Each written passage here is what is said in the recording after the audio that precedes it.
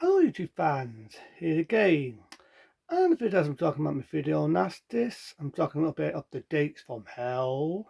Well, not this one from the dates from hell. One thereafter, City of the Living Dead, pertaining the second part of the dates from hell trilogy.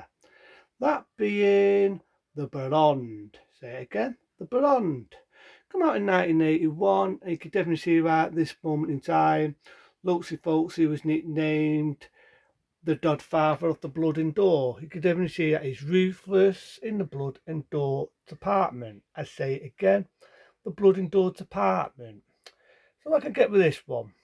It's based on at first on the olden times, I think 1910s. And you get these people. I like the way it's sort of at this moment. It's based on the olden times. I like it because it's in brown and white, like an old sort of movie. It's hard to explain as I saw it, but copyright and all that. But it's in brown and white, and you get these people on a boat, and you got this idea this guy's doing devil work between, or he's into voodoo or witchcraft. I think it's witchcraft actually. And they get him, and they beat him up, and they're ripping him with these metal chains. Not making this shit up. They're licking it, ripping him with metal chains, and it's really tappy. You see the blood coming out of his chest, you see cuts coming out of his chest, you see it all. And they nail his hand like his cheeses. And it's a thing like this in this undertown. And then I get the idea they throw acid in his face. I get the idea they throw acid in his face because you see his face half melting, and then it's start of the fucking movie. Then it's in its modern time, being 1981. So you got this one woman who's bought the house, and it's the same actress who first appeared in City of the Living Dead. And it was the same there, and she did this. A few months after, she did, if I remember right there, House by the Cemetery. That pretty woman, like I said, in this era. So she buys this house. This one guy's been a bit of a pervert, looking at her knickers, and basically told him to fuck off. You got enough for die, you got to cut this scene. They don't really added that much to the movie, but he's looking through these, he's on the ladders, cleaning the windows, and he has this horrible accident. And it doesn't make me laugh. Every since he's so blood and door, he falls off the ladders. How the fuck can he spit blood? He spits blood, and I just thought, whatever, and he's dead, whatever.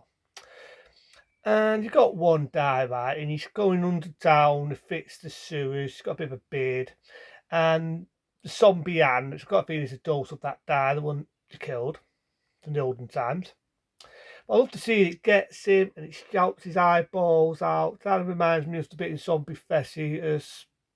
And I just loads of folks see something. He always had something with fucking eyes. Whether he's kinky with eyes or it was a fantasy or whatever, but he always had something with eyes.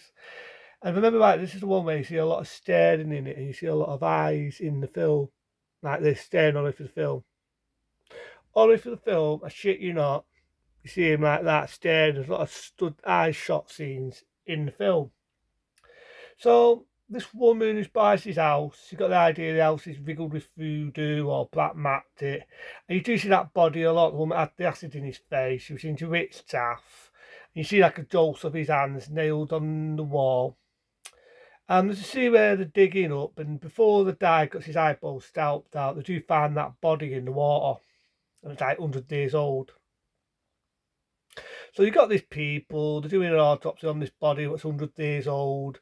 And for some reason, this woman has an accident and acid melts half her fucking face off. There's a little girl, I'm assuming it's the daughter, that's what I there. The daughter of the mother sees it, and then she opens this door and this body comes out of nowhere, tries to jab her. For some reason, it cuts there, but she's not dead. She's not dead. But that does follow later on in the film. So this the woman's meeting the dad, the pretty woman. They've got a pretty woman. She meets the guy on the way. They're talking about the dates of hell. And this is the one where you see this weird woman. She's blind, by the way, blind as a fucking bat. And she's got like an house station, which is funny because every new house, oh, they're house stations are guard dogs. They don't have them little fucking funny ones, don't they? But somebody's has a house station. That reminds me a bit of Suspiria. Very good film in the late 70s. I remember talking about it. But in that, it was a blind man. And this is a blind chick. Pretty to look at, but it gets a bit annoying. It could be just a dubbing though. And says, I'm Matilda. If you ever remember that iconic scene where you see a woman driving on a car on the road in the middle of nowhere, I'm on about the fucking song. and she sees a blind woman with an owl station. If anyone remembers that iconic footage like that, it's this film. So she's talking about the dates of hell and all this shit. And there's a bit where they meet this guy in the library, and he's talking about the same shit, really. But he has an accident. He falls and he bashes his head. For some reason, you've got these fake fucking looking tarantulas. You can see the stings moving on the toss. And they eat his face. Very graphic, very gruesome. Then you can see why at that moment Juicy folks it was the dog file for blood and door. It's at that point, let's use for blood and door. And it's graphic. It's him biting into his lip, biting into his eyeballs and everything. Really, you know what I mean? I wouldn't advise watching the scene if you're eating something. Blech. To me, it just felt like she's having fall off the ladders, smash his head open, brown bread. Because the dancers just let's use for blood and door. But eating into his face, it's very graphic. I wouldn't advise you to eat something when you're watching it.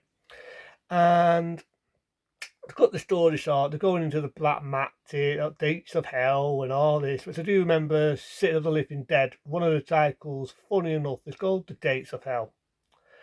And how can I put it?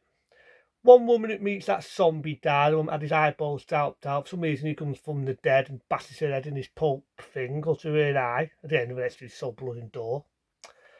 And they find out the place is riddled with black matter and zombies and all this shit. They're in a morgue. And there's a bit where I say the little girl, why she doesn't get killed, she turns into a zombie. And I just to film something.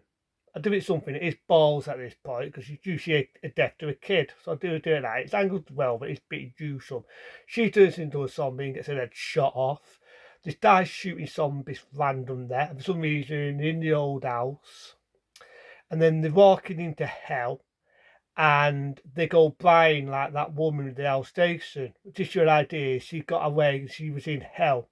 But before that, there's a good bit where she's seen the zombies and she's steaming, but I do love the bit where she calls her dog Dickie. Dickie! Dickie! Help me, Dickie! Dickie! And at first you think the zombie's going to get her and kill her. Surprise, surprise. It down copies a bit of Superior. And then when the mother just said Suspiria, Suspiria I meant to say. Because you think the zombie's going to kill her, long road it doesn't. For some reason the house station becomes possessed and bites a chunk out of a jugular and rips her face off and kills her. Again, does that excuse for blood and door. But like I said, before all that, well, near the end of all that, I should say, the guy's shooting zombies random, some reason in the basement of that house, and then they find their way into hell. It looks like a fucking desert of nowhere. They're both blind. You get a bit of annoying music. It goes la la la la la la la la la la. I can do the rest. It pauses. End of fucking movie. But I don't mind Baron. Again, it's a typical fantasy. It's a bit of S2, so blood and door, which is typical of Loatsy folks there. Which again, you can definitely see why they nicknamed him the Godfather of Blood and Door. It's definitely one of the most gruesomest ones from the dates of hell. I felt it was a lot more gruesome than City of the Living Dead.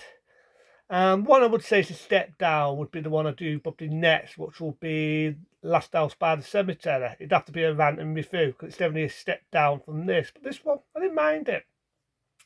There's really bits of door what wasn't really needed. Did you really need to see spiders eating a guy's face? Let's do some, but I wouldn't recommend eating when you're watching it unless you would have from it. I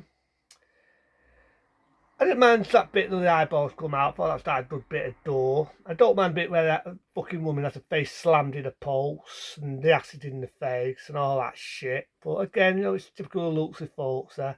But again, if you do an old stew, fantasy, mystery, sort of horror film, old stew, it's definitely a good hour of your time. So, fuck it. A 10-star rating for me into them. Be smart. Be safe. See you later for some more movies and more reviews.